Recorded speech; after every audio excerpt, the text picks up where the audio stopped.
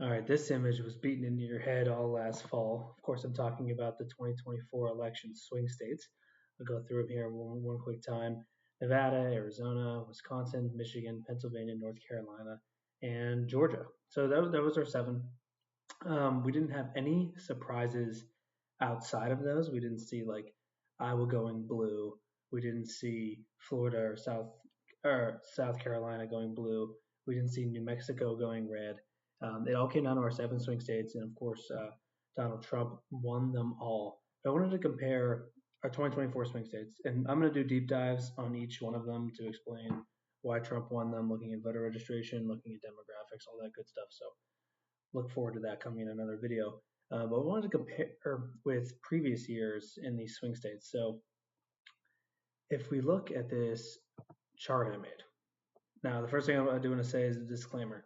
The 1992 and 1996 election, it's a little bit skewed because of Ross Perot, and that is definitely going to be a video I deep dive in the future. So look forward to that as well. Ross Perot's influence being the third party in that election.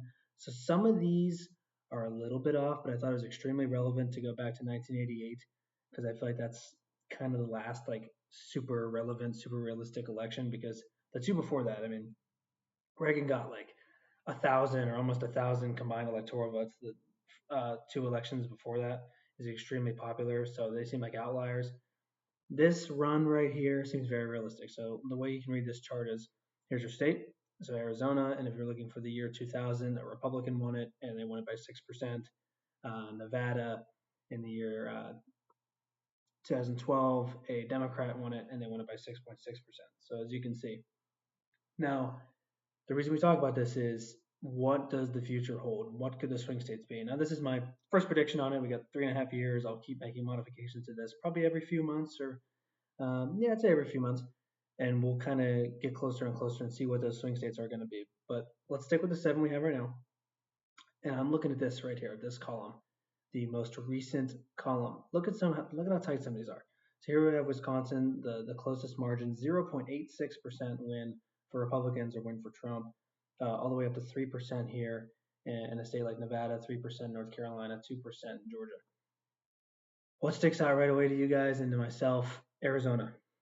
Here is my first prediction. Arizona is not going to be on 270 to win or any type of interactive map saying, hey, it's gray.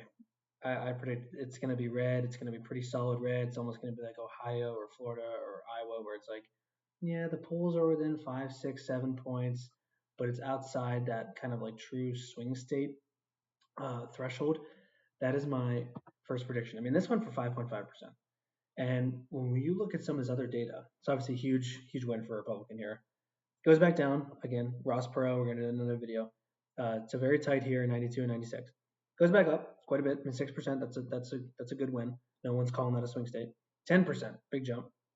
Pretty big jump, or pretty big margin again. And that was, you have to remember, 2008, Obama was such a popular candidate. I mean, look at some of these margins of victories for Obama. Very tight here. A win in North Carolina, almost unheard of. The only Democrat win. So you're again against a very popular candidate, President Obama, in 2008. Still 8.5% Republican, 9%. It wasn't until Trump, or we saw this really get talked about as a true swing state. For reference, here's the 2012 swing states. Pretty big group of them here. Arizona, not a swing state. Then you get into 2016, the Trump years, it was a swing state, 3.5%. That's still pretty tight. And then here, Biden narrowly winning it. But then this huge jump to 5.5%. So first prediction off the board, in 2028, we're not going to be talking about Arizona as a swing state. Just too big of a margin. Next prediction, all the other ones, yes, we will. Very tight in Wisconsin, very tight in Pennsylvania. Nevada, 3%. Kind of a surprise, but still within that margin. And look at how tight this is, 2.5%. Used to go pretty well, overwhelmingly Democrat, but now we're seeing it come into this. Pennsylvania, very tight the last couple of elections. Another state, North Carolina, does go red a lot, as you can see.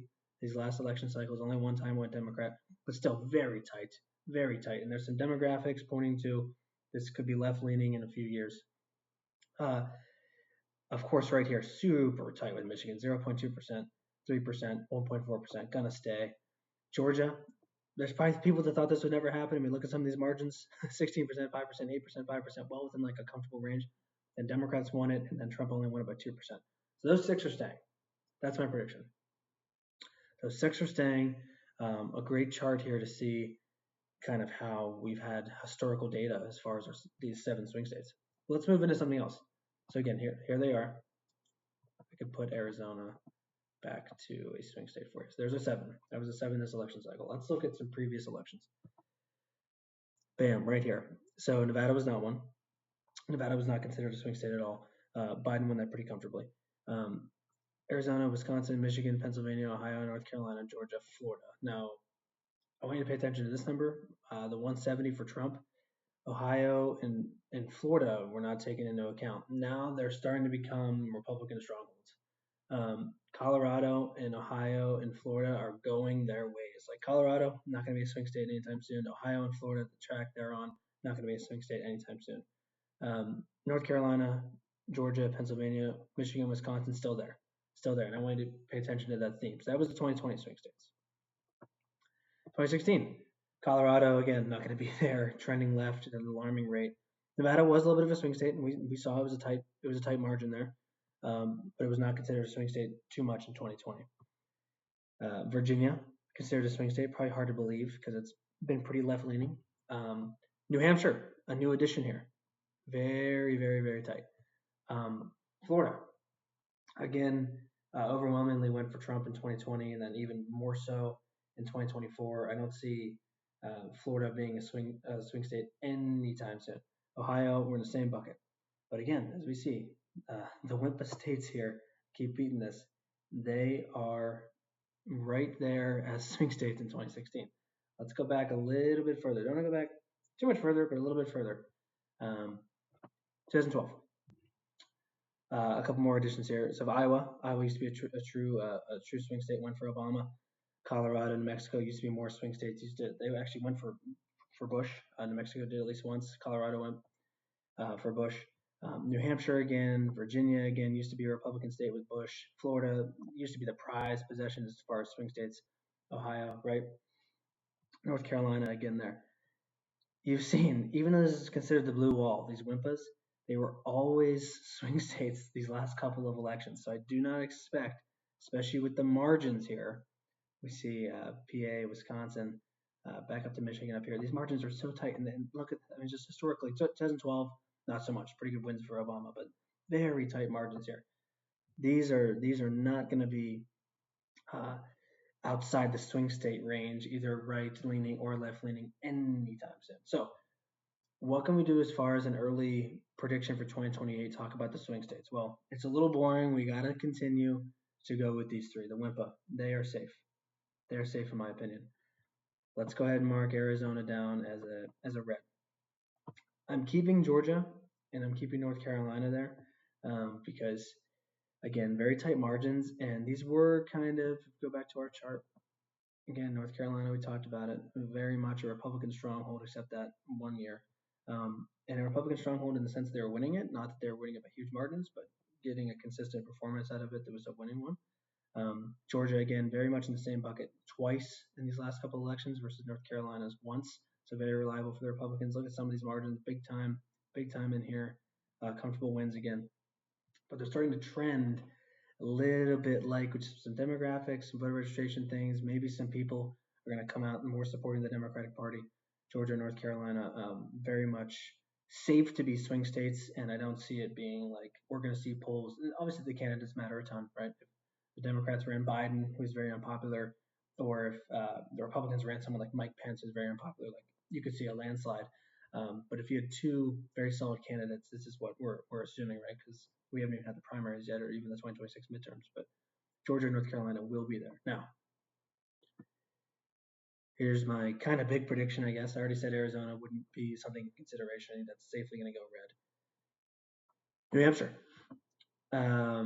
New Hampshire was tight. It was tight this time around. Kamala won it by almost 3%. So it's actually a smaller margin than Arizona. So Arizona's supposed to be the swing state. New Hampshire's sort of like a second tier swing state, maybe like your Ohio's and your Florida's. Even like New Mexico was talked a little bit about, Virginia, Minnesota. New Hampshire was in that bucket and then ended up being a closer race in terms of a loss for Trump towards Kamala than the Arizona win for Trump was against Kamala. So New Hampshire people, that's my first prediction for 2028 with the swing states. You're going to see New Hampshire in and Arizona out. Um, New Hampshire was there was some people that thought Trump might win it in 2016. He was so close to winning it. He lost by about 0.2% in New Hampshire, so very tight. But then in 2020, lost it by a pretty big amount, like a little over 7 points. But then in 2024, it trended back to the right a good bit, and so I'm thinking that we're probably gonna have around 7 swing states again. The WIMPA expected. Nevada's trending right, and we will see as voter registration data keeps coming out. We'll see if the Hispanic vote keeps going red. Maybe this will go into like the Arizona. I mean, very very close and similar voting base, that a high Hispanic population in both these places. We'll see if Nevada, as polls come out and things like that, if it trends to be like 5, 6, 7 points, that would be outside the range of swing states. So that's almost not. Um, but I think North Carolina, Georgia, you can't pencil those in red, even though they typically seem to go there. The WIMPA states are going to be there. And New Hampshire this time around, 2028, I think is going to be a little bit of a prized possession. Again, only 4 electoral votes, but going to be a big deal, as you could see Arizona being more of a safe Republican state. That's what I have for you guys today. Please comment anything, comment if you disagree, comment if you agree, comment what other videos you guys would like to see.